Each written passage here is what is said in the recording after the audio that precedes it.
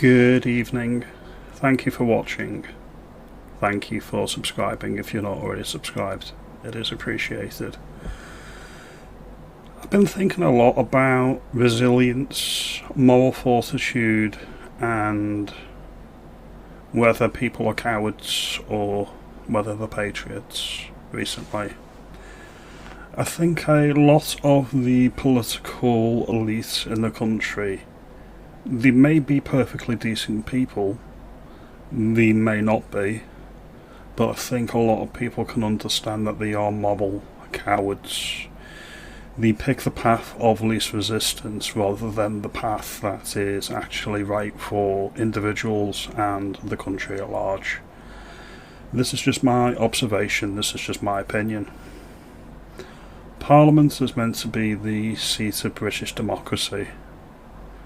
It won the right to rule the country from the Crown a few centuries ago with the Civil War. There is a monument to the King Killer in Warrington, up in Cheshire, of Oliver Cromwell. Why is this important? What I'm going to try and say with this is that history is written by the victors. We're told that Parliament is the best thing ever. We're told that Parliament wrestled its control of how the country is run from the Crown. And we're told that they were in the right to do so. They won the war. Okay, so they frame the history and they frame the narrative, which is very, very important. The King has all of his powers intact legally. I was having a quite in-depth conversation from somebody I greatly admire recently.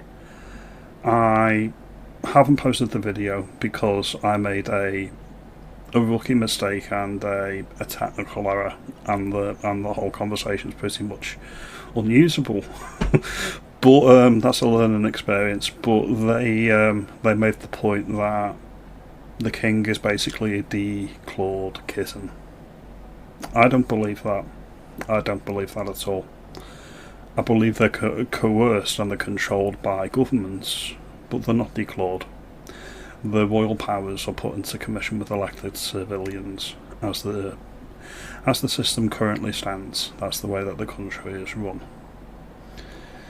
People say they want to leave the United Kingdom because the UK has fallen. I reject this. I will never leave the United Kingdom. Britain is my country, in good times and in bad times. The past 30 years have been pretty dire, and a lot of people can see that the decline is setting in, and a lot of people feel it on a day-to-day basis. It will get better. Eventually it will get better. The country will rebuild itself.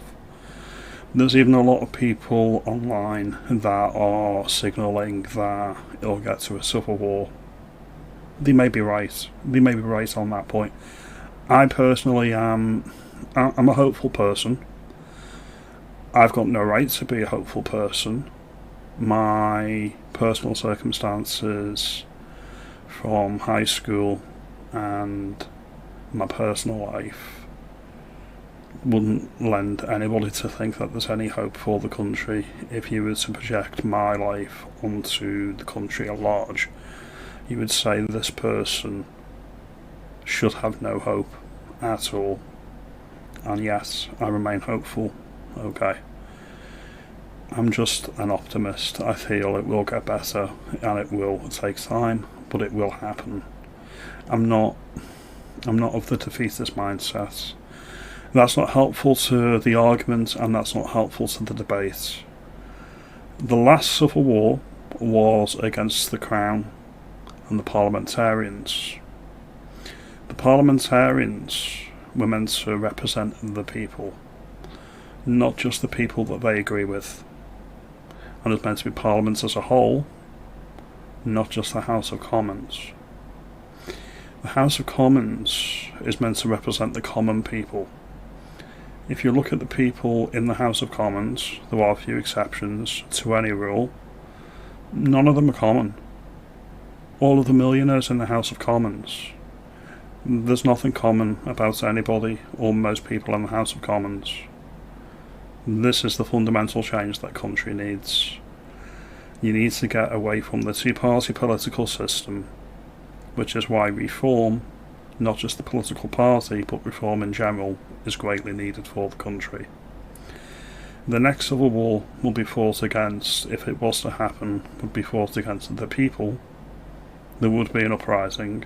By the way, just for the record, for the sake of any doubt, I am not promoting unrest or civil war. I am pontificating on what may happen. There is a big difference there. If it was to happen, it wouldn't be against the Crown and the Parliament, it would be against the people, against Parliament, because Parliament is not representing the people they are elected to serve.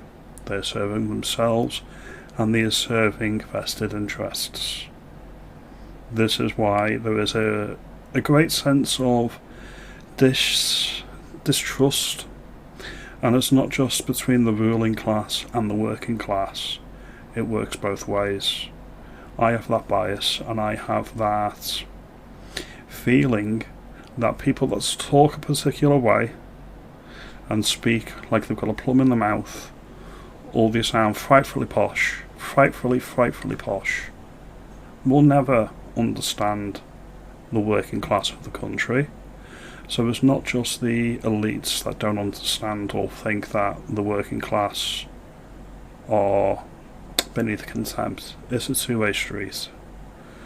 I'm going to put a short clip up at the end of this video about that class issue, because it is a two-way street. I'll put my hand on my heart, there we go, and I will say it's a two-way street. And again, this deeply distrustful society needs to change as well. These are just my thoughts and opinions. If you think I make some good points, you make me aware. If you think I don't, make me aware. I'm the optimist. I do not think civil war will happen. A lot of people think that it will happen. But if it is to happen, it would be against the working class, against the ruling elites, i.e. the parliamentarians, that are not doing what they're elected to do. I appreciate your time. Have a good day, and thank you for watching. It's terribly difficult to explain in England to people how much class distinction there is. It's only when you go away and look back that you see it. Your money has not removed you from that kind of feeling and that Oh, kind good God, no. I should be a Cockney working class yobbo till the day I die.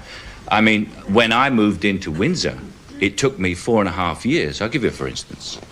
It took me 4.5 years to build an extension because the local council and the Preservation Society said his plans will be vulgar, nouveau riche and obscene.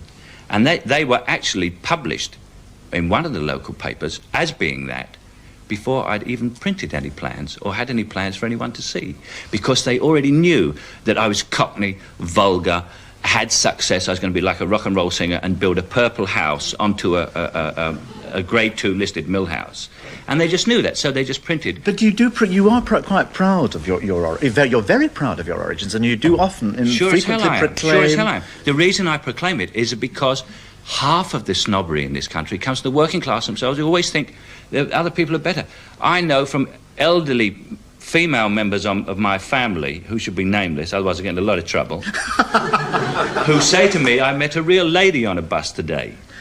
You know, I met a real lady, and I feel like getting hold of them and saying, you are a real lady. Why do you say, because someone speaks better than you or has more money, that you are inferior to them? And so half of the reason why I always say I'm Cockney and I am working class and I don't give a damn if I am vulgar is to just be that and don't worry about it. Don't let anybody else with any pretensions bug you. Just go on and go ahead and do what you're doing. And that's the reason I have never made a point. I've always made a point of being particularly working class. I mean, I usually come on and say, watch your mates and all this if I feel like being funny. Tonight I didn't feel like being funny.